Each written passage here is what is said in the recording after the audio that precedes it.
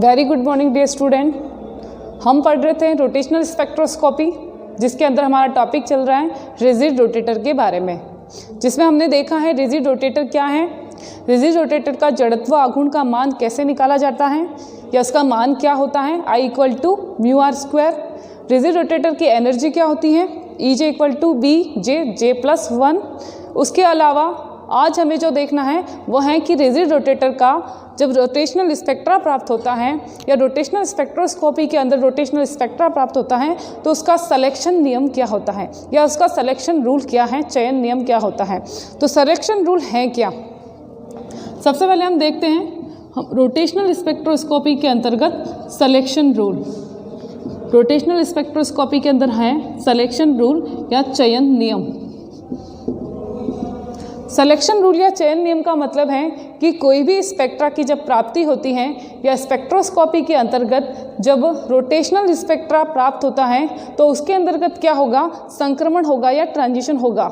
Electron energy को absorb करेगा, high energy level के अंदर जाएगा तथा वापस ग्राउंड एनर्जी लेवल के अंदर आएगा, और जब ग्राउंड एनर्जी लेवल के अंदर वापस आएगा तो एनर्जी का इमिशन करेगा, और एनर्जी का इमिशन करने पर हमें क्या मिलेगा, स्पेक्ट्रा की प्राप्ति होती है। ठीक है, अब हमें ये सिलेक्शन रूल बताता है कि कौन सा संक्रमण होगा और कौन सा संक्रमण नहीं होगा। अतः सिलेक्शन रूल कोई भी जो स्पेक्ट्रा होता है या स्पेक्ट्रोस्कोपी होता है उसके अंतर्गत कौन से संक्रमण अलाउड होंगे, कौन से संक्रमण अलाउड नहीं होंगे या फॉरबिडन होंगे या प्रतिबंधित होंगे, उसकी जानकारी कौन देता है, सिलेक्शन नियम देता है। तो हर स्पेक्ट्रोस्कोपी के अंदर एक सिलेक्शन नियम अवश्य होता है। हम जो पढ़ेंगे वो है रोटेशनल स्पेक्ट्रोस्कोपी का सिलेक्शन नियम।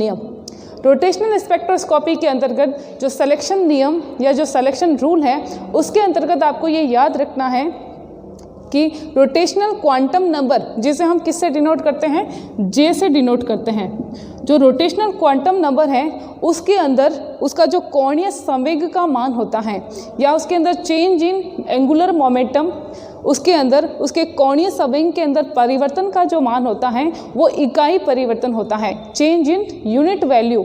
इसका मतलब है कि इकाई परिवर्तन होता है तो होने वाला संक्रमण अलाउड होगा, अदरवाइज वो फॉरबिडन होगा। अब इसका मतलब क्या है, इसका मतलब ये है कि रोटेशनल स्पेक्ट्रोस्कोपी के अंतर्गत उसकी जो घूर्णन क्वांटम नंबर जेड का मान या उसके अंदर घूर्णन कोणीय संवेग के अंदर परिवर्तन का मान, ये मैं कहती हूँ घूर्णन कोणीय संवेग के अंदर परिवर्तन का मान इकाई परिवर्तन होता है। इकाई परिवर्तन का मतलब या तो +1 या -1 होता है या परिवर्तन होता ही नहीं है, 0 होता है, तब हम कहते हैं कि ये संक्रमण अलाउड होंगे। और सीधी सी भाषा में अगर कहूँ तो डेल J का मान जब +1 हो, जब -1 हो या 0 हो, उस कंडीशन में होने वाले संक्रमण क्या होंगे, अलाउड ट्रांजिशन कहलाते हैं, या क्या कह सकते हैं, अनुमानित संक्रमण कहलाते हैं। तो कौन से संक्रमण अलाउड होंगे, जिनके लिए डेल J का मान कितना होगा, 0 या +1 या -1। इसके अंदर जो प्लस और माइनस है ये क्या शो कर रहे हैं, जो प्लस हैं और जो माइनस है। तो आपको ध्यान रखना है कि जो प्लस है वो एब्जॉर्प्शन या अवशोषण को शो करता है। मतलब कि अगर मान आया +1, इसका मतलब है कि स्पेक्ट्रा की प्राप्ति एब्जॉर्प्शन से हुई है, रेडिएशन के अवशोषण से हुई है। और अगर मान नेगेटिव आता है तो इसका मतलब ये उत्सर्जन को रिनोट करता है। किसको, उत्सर्जन या इमिशन को। इसका मतलब स्पेक्ट्रा की प्राप्ति उत्सर्जन या इमिशन से हुई है। ठीक है, तो ये प्लस माइनस इसके साइन इधर शो करते हैं। तो आपको ओवरऑल जो इसके अंदर समरी के रूप में याद रखना है वो याद रखोगे डेल J इक्वल टू +-1 और 0, मतलब 0 होगा, कोई चेंज नहीं हो रहा, मॉलिक्यूल ग्राउंड एनर्जी लेवल के अंदर ही पड़ा है, या फिर उसके अंदर कोणीय संवेग 0 है इसका मान, या कह सकते हैं +1 है या +- है। तो उस कंडीशन में होने वाले ट्रांजिशन, जो भी ट्रांजिशन हो रहे हैं जिसके फलस्वरूप स्पेक्ट्रा हमें मिल रहे हैं, तो वो ट्रांजिशन या संक्रमण अलाउड माने जाते हैं। अदरवाइज जो संक्रमण होंगे वो प्रतिबंधित माने जाते हैं। जैसे कि 0 से 1 के अंदर संक्रमण हो रहा है, कितना चेंज हो रहा है, 1 से 2 के अंदर संक्रमण हो रहा है, कितना चेंज हो रहा है, 1 हो रहा है। 2 से 3 के अंदर हो रहा है तो कितना हो रहा है, 1 ही चेंज हो रहा है। तो ये संक्रमण सारे क्या हैं, ये सारे संक्रमण आपके अलाउड के अंदर आएंगे, और इनसे जो स्पेक्ट्रा मिलेगा स्पेक्ट्रा की इंटेंसिटी भी ज़्यादा होगी। तो प्रतिबंधित संक्रमण कौन से होंगे? प्रतिबंधित संक्रमण का मतलब इस तरह के संक्रमण, जैसे देखो 0 से सीधा 2 के अंदर, 1 के अंदर नहीं सीधा 2, तो चेंज कितना हो रहा है? 2 के अंदर चेंज हो रहा है, +1 या -1 तो नहीं है। इसी तरह से 2 से सीधा 4 के अंदर, 4 से सीधा 6 के अंदर, ठीक है। इस तरह से 1 से सीधा 3 के अंदर। तो इस प्रकार से जो संक्रमण होगा वो कौन से कहलाएंगे? वो कहलाते हैं प्रतिबंधित, या जिसे हम कहते हैं प्रतिबंधित या रेस्ट्रिक्टेड ट्रांजिशन या रेस्ट्रिक्टेड संक्रमण। तो ये प्रतिबंधित संक्रमण कहलाते हैं, ठीक है। तो प्रतिबंधित संक्रमण जो है वो 0 से 2, 2 से 4, 4 से 6 इस प्रकार से होते हैं। मतलब कह सकते हैं कि जंप करके जाते हैं, और यहाँ पे जंप नहीं हो रहा, स्टेप बाय स्टेप संक्रमण होता है। आप इसको इस तरह से समझ सकते हो, जैसे देखो हमने जो एनर्जी निकाली थी उसके लिए चेंज इन एनर्जी का फॉर्मूला क्या लगाया था? Bj+1। और हमें क्या करना है? एक संक्रमण जो एक एनर्जी लेवल है, मान लो ये एक एनर्जी लेवल है 0 से 1 में जाना है, 1 से 2 में जाना है, 2 से 3 में जाना है। तो z इक्वल टू ये 0 है, z इक्वल टू 2 है, z इक्वल टू 3 है। तो मैंने कहा कि 0 से 1 में या 1 से 2 में या 2 से 3 में जो संक्रमण होंगे वो अलाउड होते हैं। लेकिन संक्रमण कैसे हो रहे हैं? संक्रमण 0 से अगर डायरेक्ट 2 के अंदर होता है तो वो अलाउड नहीं होता है। इसको ऐसे आप समझ सकते हो, जैसे कि देखो मैं 0 से मैं कहाँ संक्रमण करा रही हूँ? मैं करा रही हूँ 0 से लेके 1 के अंदर। तो इसके अंदर हम फॉर्मूला जो लगाते हैं वो क्या लगाते हैं? Bj+1, Bj+1। तो मैं इसको डैश लिख रही हूँ ताकि आपको याद रहे कि डैश वाला क्या है? 1 है, और j इक्वल टू सिंपल जो है वो 0 है। अब मैं इसके अंदर इसका मान लगाऊँ चेंज के अंदर, ये चेंज इन एनर्जी को हम फ्रिक्वेंसी के रूप में भी देख सकते हैं। आप चाहो तो उसको ऐसे भी लिख सकते हो, क्योंकि जो भी स्पेक्ट्रा आएगा हम उसको किस फॉर्म में लेते थे? हम उसको लेते थे आवर वेव नंबर्स के रूप में।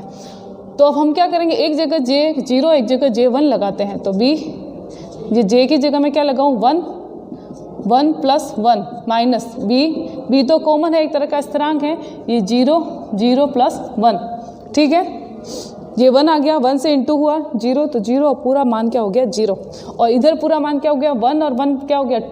2 से B का इंटू हुआ तो कितना हो गया? 2। तो 2B सेंटीमीटर इनवर्स, ये क्या मान हो गया? इसका मान, जब संक्रमण कहाँ से होता है? 0 से 1, ठीक है। ये कितना मान देता है? 2B centimetre inverse. इसी तरह से अब मैं एक और काम करती हूँ, अपन चलते हैं J1 से J2 की तरफ, J1 से चलते हैं J2 की तरफ। ये पहली कंडीशन, ये मैंने एक दूसरी कंडीशन ले ली। J1 से चलेंगे J2 में, तो उसके लिए क्या करेंगे? वापस फॉर्मूले के अंदर मुझे क्या करना है? एक तो J1 का मान, एक J2 का मान। तो पहले 2 का मान लगाते हैं, B2 +1 माइनस, उसके बाद में B, उसके बाद में J का मान क्या है? 1 +1, ठीक है। कितना आया? 2 और 1 3, 3 और 2 6, तो ये 6B। इधर कितना आया? 1 और 1 2, मतलब 2B। कितना आएगा? घटाएंगे तो आएगा 4B सेंटीमीटर इनवर्स इसका मान आता है, ठीक है। आगे से आगे ये मान 6 आएगा, 8 आएगा ये। अब इसका मतलब क्या है? कल हमने क्या देखा था? हमने ये देखा कि देखो ये 2B आया, ये 4B आया, उसके बाद में 6B आएगा। इसका मतलब है कि इनके बीच के जो एनर्जी स्पेस है, एनर्जी गैप है, जो भी स्पेक्ट्रा प्राप्त हो रहे हैं उन स्पेक्ट्रा के बीच के जो स्पेस है वो कैसे हैं? इक्वल है। इसका मतलब समान है, बिल्कुल भी गैप जो है वो चेंज नहीं हो रहा है, बिल्कुल 2-2 का गैप चल रहा है। इसलिए जो रोटेशनल स्पेक्ट्रा के अंदर जो स्पेक्ट्रा प्राप्त होते हैं उन स्पेक्ट्रा के बीच का अंतर, या कह सकते हैं उनके बीच में जो अंतर होता है वो कैसा होगा? समान होता है, इक्वल होता है। ऊर्जा बढ़ने के साथ साथ या क्वांटम नंबर बढ़ने के साथ में उसमें बढ़ोतरी नहीं होती है। कैसे रहेंगे? इक्वल बिल्कुल रहेंगे। तो मान भी कैसे प्राप्त होते हैं? बिल्कुल इक्वल प्राप्त होते हैं। और अगर अपन डायरेक्ट बढ़ जाते हैं तो मान बहुत ज़्यादा चेंज हो जाते हैं। और हमें पता है कि स्पेस, इनके अंदर स्पेस तो इक्वल है, तो इस प्रकार का संक्रमण तो अलाउड हो ही नहीं सकता। तो ये होता है इसका सिलेक्शन रूल, ठीक है। सिलेक्शन रूल को मैंने बहुत ब्रॉडली समझाया है, लेकिन आपको एग्जाम में आए तो आपको पूरा लिखना है। अगर याद रखने के पर्पज से कहूँ तो आपको एक ही चीज़ याद रखनी है, ∆J = 0 ±1। किसका सिलेक्शन रूल है? ये रोटेशनल स्पेक्ट्रोस्कोपी के अंदर रोटेशनल स्पेक्ट्रा का सिलेक्शन रूल है। ये क्लियर? तो ये इसके बारे में है सिलेक्शन रूल रोटेशनल स्पेक्ट्रोस्कोपी के अंतर्गत। अब नेक्स्ट टॉपिक जो है इसके अंतर्गत वो हम पढ़ते हैं इंटेंसिटी ऑफ स्पेक्ट्रा। जो भी स्पेक्ट्रा हमें प्राप्त हुआ है उसकी इंटेंसिटी किस पर डिपेंड करती हैं, तो हम बात करेंगे कि उसकी इंटेंसिटी के बारे में। तो नेक्स्ट टॉपिक इसके अंदर है, इसी में मैं ले रही हूँ, छोटा ही टॉपिक है, इंटेंसिटी या तीव्रता। किसकी तीव्रता? स्पेक्ट्रा की। जो भी हमें स्पेक्ट्रा प्राप्त हुआ है उसकी इंटेंसिटी क्या रहती है, ठीक है, हमें ये देखना है। तो स्पेक्ट्रा जो प्राप्त होता है इसकी इंटेंसिटी 3 बातों पर निर्भर करती है। कितनी? 3 बातों पर। कौन कौन सी? पहली है संक्रमण की प्रायिकता क्या है, संक्रमण की प्रायिकता या प्रोबेबिलिटी ऑफ ट्रांजिशन, संक्रमण की प्रायिकता। दूसरी जो बात निर्भर करती है वो निर्भर करती है स्टेट ऑफ पॉपुलेशन, समष्टि की अवस्था, समष्टि की अवस्था जिसे कहते हैं स्टेट ऑफ पॉपुलेशन। और तीसरी जो बात निर्भर करती है वो है पदार्थ की मात्रा या पदार्थ की प्रकृति, पदार्थ की प्रकृति या पदार्थ की मात्रा, ठीक है। ये 3 बातें ही इसे आपको याद रखनी है इसके अंदर शॉर्ट में। अब इसके अंदर किस प्रकार से ये चेंजेस होगा वो देखना। इंटेंसिटी डिपेंड करती है 3 बातों पर, संक्रमण की प्रायिकता, समष्टि की अवस्था और पदार्थ की अवस्था। तो पहला है संक्रमण की प्रायिकता या प्रोबेबिलिटी। जो अभी सिलेक्शन रूल पढ़ा है वो की वो बातें उसके अंदर लिखनी है। क्या बातें लिखनी है? हमें लिखना है, अगर ओवरऑल में देखा जाए तो मैं ये कहूँगी जो इंटेंसिटी है वो किस पर निर्भर करती हैं? इंटेंसिटी पदार्थ की, जो भी पदार्थ हमने लिया है रोटेशनल स्पेक्ट्रोस्कोपी के अंतर्गत, उस पदार्थ के अंदर उपस्थित अणुओं की कुल संख्या पर निर्भर करती हैं। किस पर निर्भर करती हैं? अणुओं की कुल संख्या, total number of the molecules कितने लिए हैं उस पर इंटेंसिटी निर्भर करती हैं। उसके अलावा ये किस प्रकार से प्रभावित होती हैं? तो 3 कारणों से प्रभावित होती हैं। कैसे? संक्रमण की प्रायिकता। संक्रमण की प्रायिकता का मतलब है कि वे ही संक्रमण अलाउड होंगे जिसके अंतर्गत सिलेक्शन रूल के अकॉर्डिंग जो चेंजेस होता है वो कितना होता है? कोणीय संवेग के अंदर परिवर्तन 0 या +-1 होता है। तो वे मॉलिक्यूल्स या नंबर ऑफ द मॉलिक्यूल्स जो अलाउड संक्रमण में भाग लेते हैं, क्या करते हैं? अलाउड संक्रमण के अंदर जो मॉलिक्यूल भाग लेंगे उनके अंदर संक्रमण की प्रायिकता ज़्यादा होगी, और अलाउड संक्रमण वाले या अलाउड संक्रमण से जो स्पेक्ट्रा प्राप्त होगा उसकी भी क्या होगी? तीव्रता ज़्यादा होगी। तो संक्रमण की प्रायिकता का मतलब है जिसके अंदर अलाउड संक्रमण होगा, ऐसे नंबर ऑफ द मॉलिक्यूल जो किस में भाग लेते हैं? अलाउड संक्रमण के अंदर भाग लेते हैं, उनकी संख्या जितनी ज़्यादा होगी तीव्रता भी उतनी ज़्यादा होगी, ठीक है, शॉर्ट में अगर ऐसे समझे तो। दूसरी आती है समष्टि की अवस्था या state of population. State of population क्या होती है? स्टेट ऑफ पॉपुलेशन का मतलब है कि देखो अलग अलग एनर्जी लेवल पे क्या होते हैं? मॉलिक्यूल्स हैं, इस एनर्जी लेवल से यहाँ जाएंगे, यहाँ से यहाँ जाएंगे, ठीक है। तो मॉलिक्यूल की वह संख्या जो क्या करती है? संक्रमण में भाग लेती हैं। Total number of the molecule which take parts in the transitions. तो संक्रमण की या कह सकते हैं कुल अणुओं की वह संख्या जो संक्रमण में भाग लेती हैं उन्हें हम क्या कहते हैं? स्टेट ऑफ पॉपुलेशन या समष्टि की अवस्था कहा जाता है। और ग्राउंड स्टेट के अंदर क्या होगी? ये ज़्यादा होती हैं। उसके बाद में वो एनर्जी लेवल कोई भी हो सकते हैं, कोई भी एनर्जी लेवल जिस पर क्या होगी? समष्टि की अवस्था ज़्यादा होगी, स्टेट ऑफ पॉपुलेशन ज़्यादा होगी, वहाँ से स्पेक्ट्रा की तीव्रता भी ज़्यादा होगी। तो समष्टि की अवस्था या स्टेट ऑफ पॉपुलेशन बढ़ेगा वैसे वैसे इंटेंसिटी भी बढ़ेगी। और स्टेट ऑफ पॉपुलेशन क्या होती हैं? तो टोटल अणुओं की वह संख्या जो संक्रमण में भाग लेगी वो क्या हो जाएगी? सारी की सारी स्टेट पॉपुलेशन समष्टि की अवस्था हो जाएगी। और उसको जो है समझाया था एक वैज्ञानिक हैं जिसने आधार पर उसने एक फॉर्मूला दिया था जिसका नाम है NJ/N0। जो अगला टॉपिक आएगा उसके अंदर हम इसको अच्छे से पढ़ेंगे। आपको अभी तो इतना ही याद रखना है NJ/N0, जिसको हम कहते हैं स्टेट ऑफ पॉपुलेशन। मतलब ग्राउंड स्टेट के अंदर कितने मॉलिक्यूल्स हैं? Number of the molecule.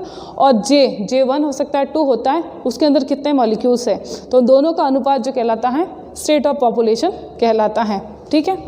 और लास्ट जो आता है पदार्थ की प्रकृति। पदार्थ की प्रकृति के आधार पर आपको ये याद रखना है कि जो भी पदार्थ हैं जो क्या कर रहा है? रोटेशनल स्पेक्ट्रोस्कोपी के अंदर पार्ट ले रहा है, उस पदार्थ की प्रकृति क्या है उस पर भी पदार्थ की तीव्रता निर्भर करेगी। अगर जो पदार्थ पार्ट ले रहा है वो रेडिएशन को एब्जॉर्ब कर लेता है, क्या करता है, रेडिएशन को क्या करेगा, अवशोषित कर लेगा, तो रेडिएशन को एब्जॉर्ब करने पर इंटेंसिटी कम हो जाएगी, तो मिलने वाले स्पेक्ट्रा की इंटेंसिटी भी क्या हो जाएगी, कम हो जाएगी। तो ये आप ऐसे याद रख सकते हो जैसे आपने डी ब्रोगली नहीं, आपने बीयर-लैम्बर्ट लॉ पढ़ा था, उसके अंदर हम क्या कहते हैं, लाइट आती है, पदार्थ में से गुजरती है, वापस निकलती हैं, तो जब वो लाइट आएगी पदार्थ के अंदर से निकलेगी तो वो पदार्थ क्या करता था, लाइट को एब्जॉर्ब कर लेता था, तो इंटेंसिटी क्या हो जाती थी, कम हो जाती थी। उसी प्रकार से रोटेशनल स्पेक्ट्रोस्कोपी के अंतर्गत अगर कोई ऐसा पदार्थ लिया है जो क्या करेगा, जो पदार्थ लिया है वो क्या करेगा, एनर्जी को, कौन सी एनर्जी, यहाँ पे कौन सी रेडिएशन आएगी, यहाँ पे आएगी माइक्रोवेव रेडिएशन, तो रेडिएशन को एब्जॉर्ब कर लेता है, तो एब्जॉर्ब करने पर मिलने वाले स्पेक्ट्रा की इंटेंसिटी कम हो जाएगी, ठीक है, और एब्जॉर्ब नहीं करेगा उस कंडीशन में इंटेंसिटी बढ़ जाएगी। तो ये इंटेंसिटी पर डिपेंड करता है। तो ये कहलाता है संक्रमण की इंटेंसिटी किस पर डिपेंड करती हैं, संक्रमण की प्रायिकता पर, समष्टि की अवस्था और पदार्थ की प्रकृति पर निर्भर करती हैं, ठीक है। यह इंटेंसिटी के बारे में। एक छोटा सा टॉपिक अभी और पढ़ लेते हैं, इसी के अंदर है, वो है जिसे हम कहते हैं isotope, effect of isotope, effect of isotope या समस्थानिक प्रभाव, समस्थानिक प्रभाव या जिसे हम कहते हैं इफेक्ट ऑफ आइसोटॉप्स। इसका मतलब ये है कि जो भी स्पेक्ट्रा हमें प्राप्त हो रहा है, रोटेशनल स्पेक्ट्रा, उसके अंदर आइसोटॉप का क्या प्रभाव पड़ेगा। और आइसोटॉप क्या होते हैं, आइसोटॉप का मतलब है कि किसी भी यौगिक के, जैसे मान लो हाइड्रोजन है, तो हाइड्रोजन के क्या होंगे, अलग अलग रूप होते हैं, जिसके अंदर क्या होगा, परमाणु की संख्या समान होती है, लेकिन द्रव्यमान जो है वो अलग अलग होगा। क्या चेंज हो जाएगा, मास चेंज हो जाता है, तो वह रूप एक दूसरे के क्या कहलाते हैं, आइसोटॉप्स कहलाते हैं। इसी तरह से जैसे कि देखो हाइड्रोजन की अगर बात करें तो 1H1, 1H2 और 1H3, तो परमाणु क्रमांक सबके समान है, लेकिन द्रव्यमान क्या है, अलग अलग है, तो ये एक दूसरे के क्या कहलाते हैं, आइसोटॉप कहलाते हैं। तो हम कोई यौगिक लेते हैं और उस यौगिक के अंदर उसका अगर आइसोटॉप, उसके किसी एक परमाणु को उसके आइसोटॉप से बदल दे, तो उसके रोटेशन स्पेक्ट्रा पर क्या प्रभाव पड़ेगा। तो रोटेशन स्पेक्ट्रा पर प्रभाव पड़ता है, कैसे पड़ता है वो देखना। जब भी अपन बात करते हैं किसकी, जड़त्व आघूर्ण की, तो हमें पता है फॉर्मूला क्या है, μr² उसका फॉर्मूला है। उसके अंदर मुझे बताओ म्यू का मतलब क्या है, म्यू का मतलब क्या है, म्यू का मतलब होता है रिड्यूस मास या समानित द्रव्यमान, जिसका मान क्या होता है m1 + m2 r²। और ये m है क्या, m का मतलब होता है द्रव्यमान, क्या मतलब होता है, द्रव्यमान, ठीक है। तो अगर कोई भी परमाणु, अगर मैं कोई यौगिक ले रही हूँ, उस यौगिक के अंदर मैं क्या करूँगी, उसका कोई परमाणु उसके समस्थानिक से प्रतिस्थापित कर देती हूँ या रिप्लेस कर देती हूँ, तो उसका द्रव्यमान प्रभावित होता है। और द्रव्यमान प्रभावित होगा तो कौन कौन से मान प्रभावित होंगे, ये m के मान प्रभावित होंगे, तो म्यू का मान भी प्रभावित होगा। और म्यू का मान प्रभावित होगा तो सीधा सीधा जड़त्व आघूर्ण का मान भी प्रभावित होता है। इस प्रकार से जो स्पेक्ट्रा प्राप्त होगा वह भी क्या हो जाएगा, चेंज हो जाएगा। तो जो पहले स्पेक्ट्रा मिलता है और जब हमने आइसोटॉप ले लिया उसके बाद जो स्पेक्ट्रा मिला है, वो दोनों क्या होंगे, चेंज होंगे, परिवर्तित हो जाते हैं। तो यही कहलाता है आइसोटॉप इफेक्ट। या आप कह सकते हैं कि जो भी स्पेक्ट्रोस्कोपी है उसके अंदर आइसोटॉप का क्या प्रभाव पड़ता है। तो समझ में आ गया आपको क्या प्रभाव पड़ेगा, कि किसी भी यौगिक के अंदर उसके परमाणु को उसके आइसोटॉप से प्रतिस्थापित कर देते हैं तो होगा क्या, तो उसका स्पेक्ट्रा प्रभावित होता है। प्रभावित क्यों होगा, प्रभावित इसलिए होगा कि रोटेशनल स्पेक्ट्रोस्कोपी के अंतर्गत जब हम आइसोटॉप को रिप्लेस करेंगे तो क्या चेंज हो जाएगा, द्रव्यमान चेंज हो जाएगा। और द्रव्यमान चेंज हो जाएगा तो द्रव्यमान तो डायरेक्ट निर्भर करता है जड़त्व आघूर्ण पर, अतः सामान्य द्रव्यमान भी परिवर्तित हो जाएगा। और सामान्य द्रव्यमान परिवर्तित होगा तो जड़त्व आघूर्ण परिवर्तित होगा, तो स्पेक्ट्रा का मान भी परिवर्तित हो जाएगा। ठीक है, तो कुल मिलाकर सब चेंज हो जाता है। एग्जाम्पल देखो, जैसे कि एक एग्जाम्पल है CO2 का, ठीक है, कार्बन डाइऑक्साइड का एग्जाम्पल है, जिसके अंदर एक कार्बन है कार्बन 12 और एक है कार्बन 13। कार्बन 12 इसके अंदर CO2 के अंदर है, और दूसरा मैंने CO2 लिया, उसके अंदर मैंने क्या कर दिया, कार्बन 12 की जगह कार्बन 13 डाल दिया। तो कार्बन 13 जैसे ही डाला क्या कर दिया, आइसोटॉप को बदल दिया। आइसोटॉप बदल दिया तो क्या हो गया, द्रव्यमान भी बदल गया। द्रव्यमान बदल गया तो म्यू चेंज हो गया, म्यू चेंज हो गया तो आई का मान भी चेंज हो गया, तो स्पेक्ट्रा का मान भी परिवर्तित हो जाएगा। यही कहलाता है आइसोटॉप का प्रभाव। क्लियर? तो ये है रोटेशनल स्पेक्ट्रोस्कोपी के अंतर्गत सिलेक्शन रूल, इंटेंसिटी और उसके बाद में आइसोटॉप इफेक्ट। ठीक है, इंपॉर्टेंट पॉइंट है, इसको अच्छे से पढ़ना, ध्यान से पढ़ना। जहाँ भी आपको प्रॉब्लम लगे आप हमें पूछ सकते हैं। Okay, thank you.